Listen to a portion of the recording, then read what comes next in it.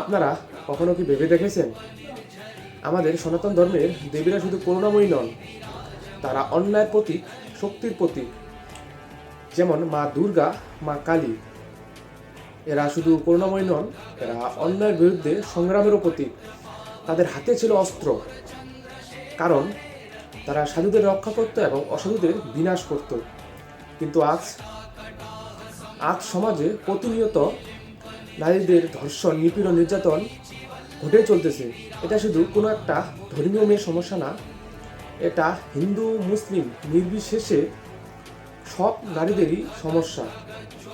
সনাতন ধর্ম আমাদের শিক্ষা দেয় যে যখন অধর্ম বেড়ে যাবে তখন তা প্রতিরোধ করাই ধর্ম। ভগবান গীতায় বলেছেন, যখন অধর্ম বেড়ে যাবে তখন ধর্ম রক্ষায় বারবার তিনি আসবেন।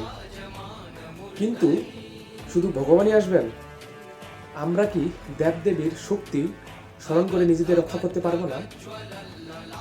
অবশ্যই পারবো। আজ আমাদের নারীদের দুর্গার মতো শক্তি হতে হবে, কালীর মতো সাহসী হতে হবে।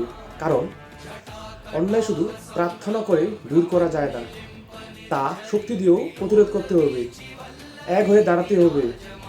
আর লাস্ট একটা কথা বলি, শক্তিহীন মানুষ কখনো ইতিহাস গড়তে পারে না।